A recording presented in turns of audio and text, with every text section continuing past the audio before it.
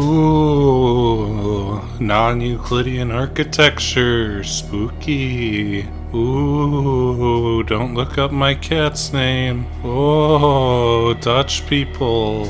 Despite the jokes, H.P. Lovecraft was a man pretty ahead of his time, who explored existential dread, the fear of the unknown, and the danger of knowing sometimes, the insignificance of man in a cosmic sense, and occultism, which are all elements that we in 2024 are very familiar with, but which were pretty new ground in the 1910s and 20s. While his books seem pretty quaint now when compared with everything inspired by them, they've left a far-reaching impact on their own, as well as a variety of adaptations like Lovecraft Country, The Color Out of Space, the Re-animator, Arkham Horror, Call of Cthulhu, the pen and paper RPG, Call of Cthulhu, Dark Corners of the Earth, a game on the original Xbox, and Call of Cthulhu, a card game, and today's subject, Call of Cthulhu, a 2018 game by French studio Cyanide, which primarily makes middleware sports games like bicycling games and soccer games, although they occasionally sneak out more interesting projects. Initially released on PS4, Xbox One, and PC, with a Switch version a year later, Call of Cthulhu is a long shot from an adaptation of Lovecraft's story of the same name, instead telling an original story that uses bits and pieces of the lore and borrows quite a bit from the pen and paper RPG of the same name. Call of Cthulhu is a walking simulator pretending to be an RPG with occasional bits of gameplay in the forms of the worst shooting segments of all time, a handful of extremely basic and brief stealth segments, and an occasional puzzle. Largely, the game drops you in an area, you wander about and talk to people, with conversations having a Mass Effect-like dialogue wheel that takes into account your skills for certain options. 5 of the skills can be upgraded with experience points you get at a steady pace by progressing through the game. Investigation boosts the chance that you can pick a locked door and occasionally gives you an extra dialogue option, although this game is unfailable, so given you lack the ability to get through a locked door or to use the dialogue option, you can always find a key somewhere or take a longer route via more dialogue. Spot Hidden improves the range from which you can see hidden objects in an area, although you usually need to find all of them anyway, and they aren't that well hidden. Occultism gives you extra dialogue option, which can be bypassed by taking the long way around with other dialogue. Eloquence gives you extra dialogue options, which can be bypassed via taking the long way around with other dialogue. And Strength gives you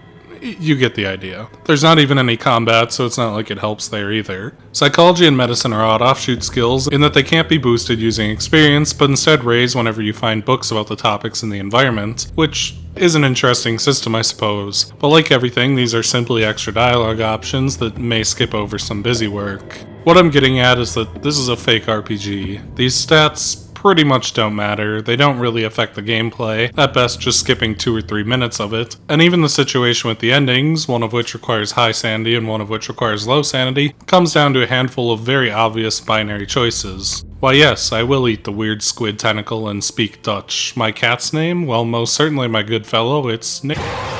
The first 3 chapters, and many that come after, consist entirely of this walking simulator gameplay. Very little thought is required, and frankly, the story isn't really interesting enough to carry a game of this style, although as it goes, you'll see occasional chase sequences and puzzles pop up more and more. The actual gameplay style that sees the most play, and is therefore the worst mentioning, is the stealth, although admittedly there isn't a lot to say about it. It's an extremely basic stealth system. If someone sees you, there's a brief bit of leeway for you to escape while they investigate, and if they spot you, they'll chase you down and hit you with a game over, although you can hide in closets away from them. It's not a particularly deep system, but it is gameplay, which is nice. I would largely classify this game as not very fun. Most of what you're doing just isn't that exciting, and in a situation like this, you need some excellent writing or story to carry the game along, which this game never exactly manages to hit.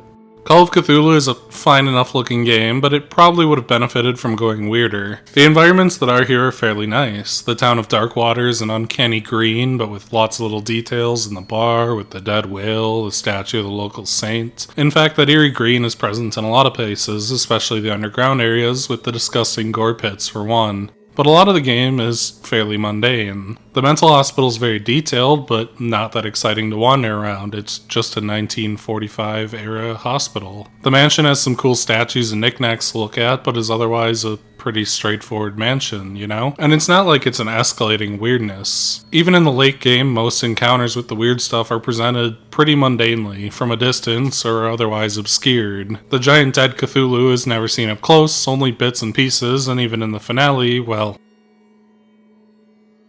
the one exception is the Shambler, which isn't exactly the craziest thing ever, but it is a fairly cool design, if a bit I don't know, Netflix horror movie CGI creature-ish. But since it kills you if you get too close, it does have a bit of scare factor as you rarely get to catch more than a glimpse. The game definitely could have used more. The third act really should have gone off the rails. Non-Euclidean spaces that would be a wonder to traverse in a game, the world becoming more bizarre and twisted in general, more monsters and creatures. It would have just sold the experience better. Not a lot to say on the music either. It's atmospheric and moody, and I quite like the subtle bits of piano that are here and there. It sells scenes well, it sets the stage well, and they licensed a few songs from the 1920s, which sets the era well. And it's a great choice for the credits too, but we're certainly not getting any Spotify playlist built around this game's soundtrack, except for maybe as ambience for a night of Arkham Horror.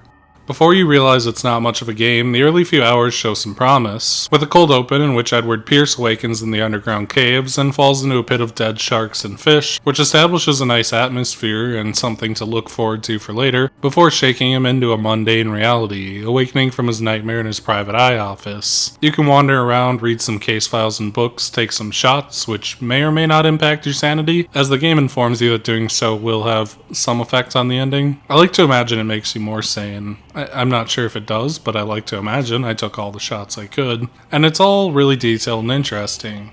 A man arrives shortly with a case. The Hawkins family is dead, and Sarah Hawkins is missing, and she makes some weird-ass art full of odd creatures, and maybe it's connected to what happened to her. Seems like a stretch to me, but money is money, so let's see what comes of it. First stop, Darkwater, and like the opening chapter, you're still kinda lulled into thinking it's a slow burn opening. There's a ton of people to talk to, some fellow drunks, a bartender who can turn you into a fellow drunk, a dangerous bootlegger woman named Kat, an old sea captain, some fishermen who tell tales of a legendary big catch that saved the town, a cop dealing with an orca that was killed by something huge and washed up on the beach. You're soaking it all in and getting interested in the slight offness of it all. Unsure if this town is just weird and hostile to outsiders, or if something else is going on. The goal is to enter the bootlegger warehouse, and the game actually gives you a good number of options to do so, which is pretty neat, although there aren't many more times where the game is actually reactive to your choices. You can slip in through a secret tunnel, a kind of last resort failsafe option, talk your way past the guards, convince the head of the bootleggers, bribe the drunks to create a distraction, lockpick your way in. It's the most use the game gets out of its RPG mechanics, and even then you're always given an out, and you're probably going to end up just stumbling over one of the options one way or another. Inside, there's another painting and signs of someone living in the warehouse. Officer Bradley shows up too, fresh off of whale duty, and offers to take you out to the Hawkins Manor, where something might finally happen. I kid, of course, the chapter is an exposition fest, although having Bradley around makes it a little less lonely. Inside the mansion, you learn of the fire that killed most of the Hawkins, an apparent accident that escalated out of a small fight, and as you explore you find more paintings, a forgotten feast of delicious Squidman head, and learn of the elder Hawkins, Charles' involvement in the legendary Big Catch. There's a little jump scare when a cultist attacks you, but it's some fleeting excitement before a small puzzle opens up a hidden passageway to a series of tunnels beneath the manor. It's about here that it dawned on me. This isn't going to be much of a game, is it? I still had some interest in the evolving mystery, a missing girl, a mysterious cult, but it did already feel like the game was spinning its wheels for runtime a little bit.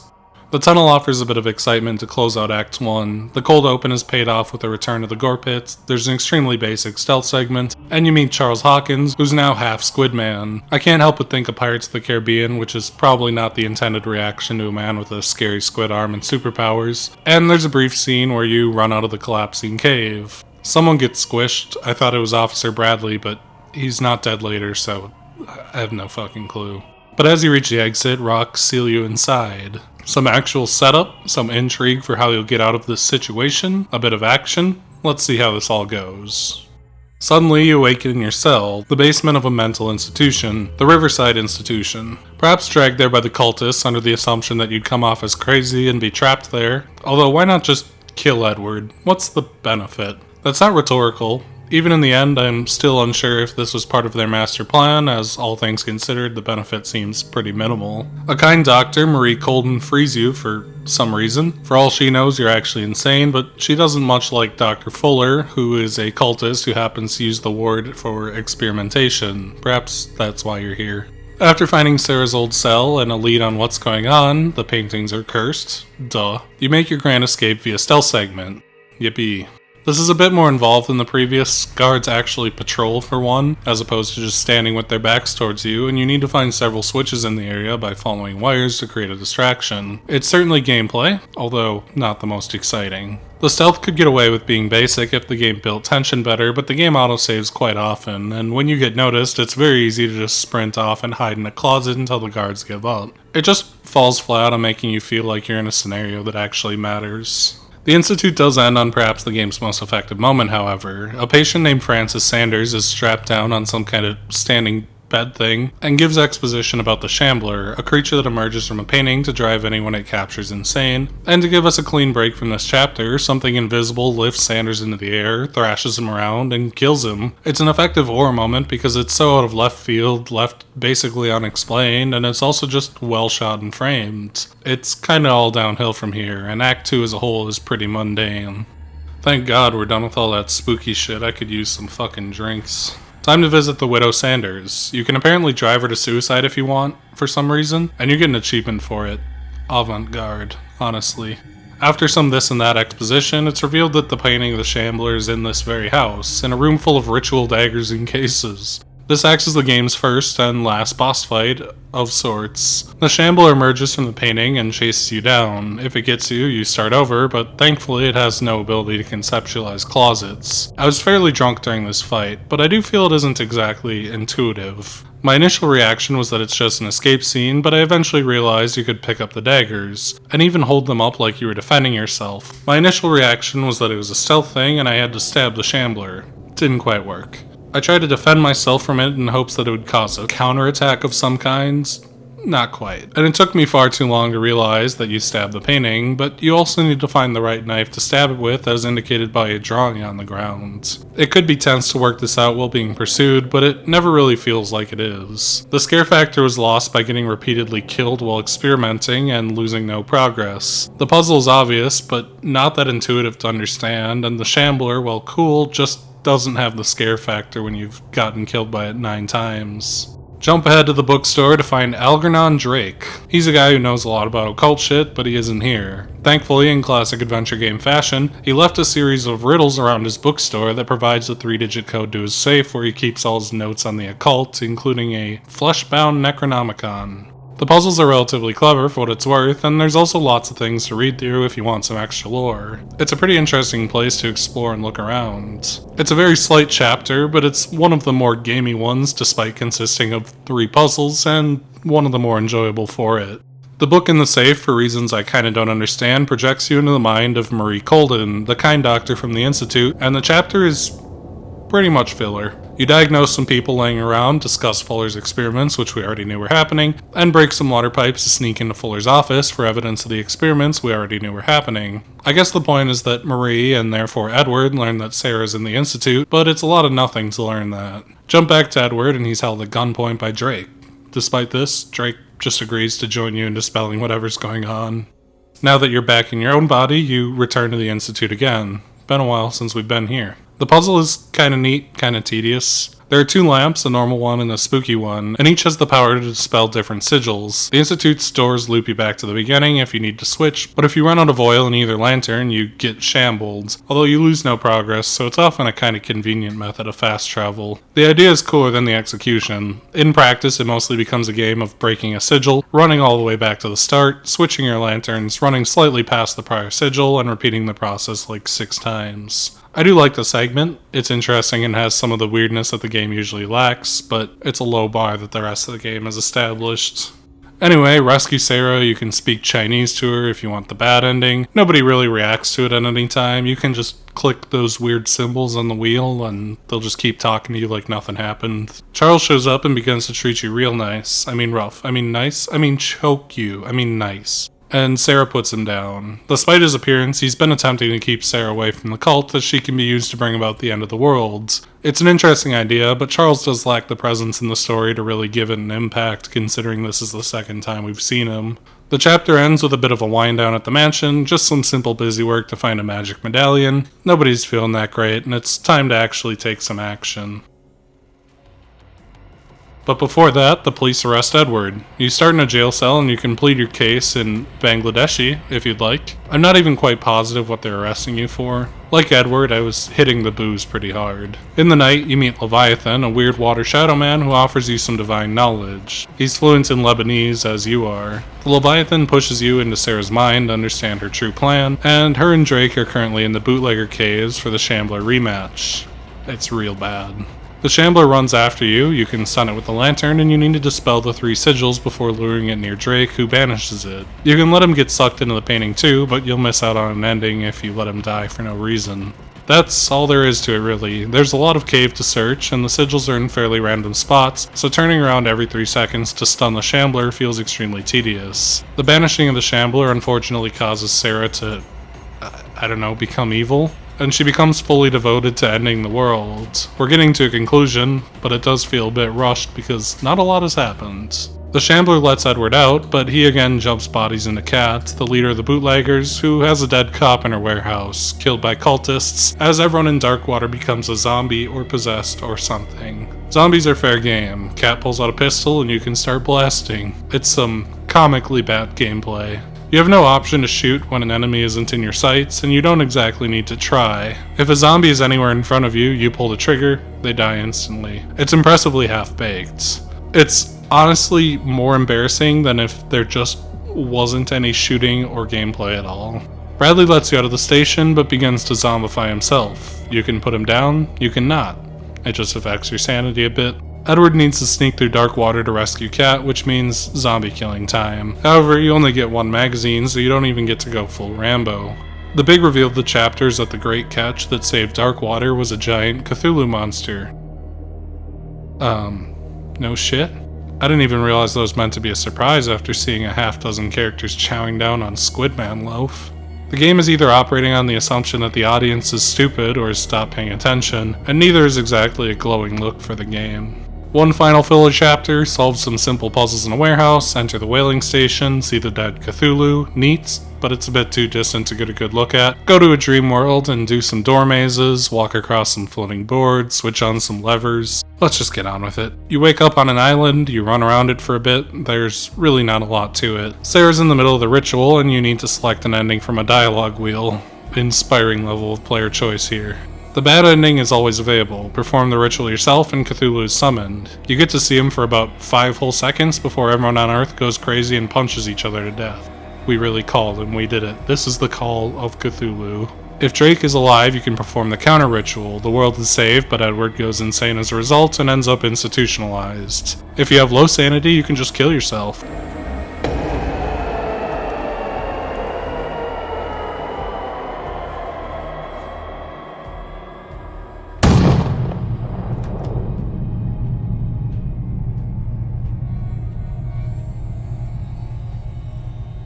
What comes of Cthulhu is unclear, but a very funny painting ends up in Edward's office, and the whole world doesn't seem to have ended. And with high sanity, you can shoot Sarah, and the world is saved, plus Edward turns out alright. You can reload your prior save right before this decision in order to see any of the 3 endings, although the sanity ones are obviously mutually exclusive, and I must say, I'm not feeling any of these. They all make some amount of sense, but the one that has any sort of payoff for the whole game's build-up is the bad one where the world is destroyed, while the other ones end with a whimper, petering off with nothing happen. Crisis averted, no big monster, let's all go home. I know Lovecraft stories could often go that way, although it's something that's much easier to pull off in the medium of a book. The original story that shared this game's name is about a guy bumping into Cthulhu with his boat and saying, "Damn, that thing sure is weird," and turning around and going home. But at least they get to see some non-Euclidean architecture when they stop by Cthulhu's home. I didn't get to see a single non-Euclidean thing.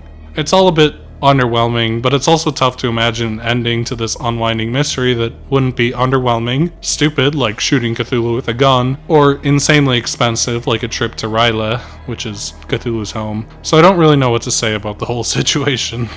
Call of Cthulhu doesn't work.